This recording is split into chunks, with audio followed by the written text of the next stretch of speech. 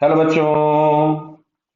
इसमें लिखा है rain appears to fall vertically to a man walking at 3 kilometers per hour, but when he changes his speed to double, the rain appears to fall 45 degree with the vertical. Study the following statement and which of them are correct. Clear? अब देखिए, यहाँ पे सबसे पहले दिया है कि person 3 kilometre per hour से चल रहा है। ध्यान से देखना बताइए, जब ये मैन यहां पे हम लोगों को दिया गया है 3 किलोमीटर पर आवर से चलता हुआ,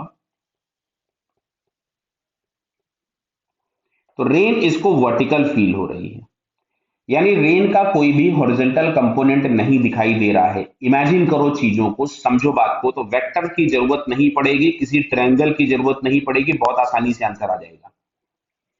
आप प्लेटफॉर्म पे खड़े हैं, आपके सामने से ट्रेन धीमे धीमे जा रही है, उसमें एक आदमी बैठा हुआ है जो आपको जाता हुआ दिख रहा है। अगर आप ट्रेन की ही डायरेक्शन में, धीमी ट्रेन चल रही थी, ट्रेन की ही डायरेक्शन में ट्रेन के बराबर स्पीड से चलना चालू कर दो, तो वो अब आपको आदमी दिखाई नहीं देगा, मतलब आदमी आपको चलता हुआ दिखाई नहीं देगा, मतलब आपके रेस्पेक्ट में वो रेस्ट पे आ गया। कब? जब आपकी और उस ट्रेन की वेलोसिटी दोनों की बराबर हो गई, या आपकी और उस पर्सन की वेलोसिटी बराबर हो गई, तो रिलेटिव वेलोसिटी उस डायरेक्शन में जीरो हो गई। इसका मतलब अगर इस पर्सन को रेन वर्टिकल दिख रही है 3 किलोमीटर पर आवर से चलते समय पे, यानी रेन के पास एक हॉरिजॉन्टल कंपोनेंट 3 है, तभी जब 3 से चल रहा है तो इसको ये वाला कंपोनेंट दिखाई नहीं दे रहा है। क्लियर? आगे आते हैं। आगे क्वेश्चन में बोला गया है कि अगर पर्सन ने अपनी वेलोसिटी 6 किलोमीटर पर आवर कर दी, मतलब 3+3 कर दी, मैं इसको 3+3 लिख रहा हूं, ये लिखा हुआ है ना, डबल कर दिया उसने, देखिए जरा यहीं कहीं पे।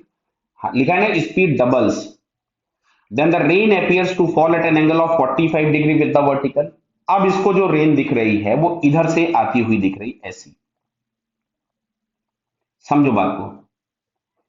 तो अच्छा, जब ये 3 से चल रहा था तो इसको कोई कंपोनेंट था। अब इमेजिन करो ट्रेन बहुत धीमे चल रही थी और तुम ट्रेन से ज्यादा तेज चलने लग जाओ, तो अब जो ट्रेन में बैठा आदमी वो तुमको पीछे जाता दिखेगा। कितने से? जितनी तुमने अपनी स्पीड बढ़ाई। तो अगर तुमने अपनी स्पीड में 3 का इंक्रीमेंट किया, तो यहां ये जो कंपोनेंट इसको दिखना चालू होगा 3 किलोमीटर पर आवर का होगा, क्योंकि आपने जितना इंक्रीमेंट किया उतने से ही आपको ये दिखाई देगा। क्या बात समझ में आ रही है? अब ये एंगल दिया है 45, तो 45 का एंगल किसी भी रिजल्टेंट का तब बनता है दो वेक्टर्स में, जब दोनों वेक्टर्स आपस में बराबर होंगे। मतलब ये जो वर्टिकल कंपोनेंट होगा ये भी 3 किलोमीटर पर आवर ही होना चाहिए, तभी ये रिजल्टेंट 45 के एंगल पे जाएगा। यानी vertical velocity of the rain is 3 kilometre per hour and horizontal component already हम लोग फाइंड कर चुके थे कि horizontal component is 3 kilometre per hour because of this one, और ये वर्टिकल वाला भी 3 आ गया। तो जो एक्चुअल वेलोसिटी होगी रेन की, क्या वो इधर की तरफ में आपके पास हो जाएगी 3√2 किलोमीटर पर आवर। यहाँ पे किलोमीटर में सारे आंसर दिए हैं तो मैं किलोमीटर में लिख रहा हूं, किलोमीटर पर आवर। और ये जो एंगल इसका एक्चुअल एंगल होगा, क्या आपको दिख रहा है? दोनों बराबर हो गए तो 45 का एंगल हो जाएगा वर्टिकल से। तो अब देखते हैं जरा हम लोग इसमें कि velocity of the rain is 2√3, गलत है। The angle of rainfall is, नहीं गलत है। थर्ड वाले में दिया angle of rainfall is sine inverse of 1/√2। हाँ, साइन इनवर्स ऑफ 1/√2 मतलब थीटा बराबर 45 ही तो है ये। तो ये आंसर एक तो करेक्ट हो गया, थर्ड वाला। And the velocity of the rain is 3√2 kilometre per hour. Clear? तो यहाँ पे थर्ड और फोर्थ आंसर करेक्ट है, तो थर्ड और फोर्थ वाला यहाँ पे आपको तीसरे वाले में दिख रहा है। क्लियर है? So third answer is correct. Okay बेटा, ऑल द बेस्ट।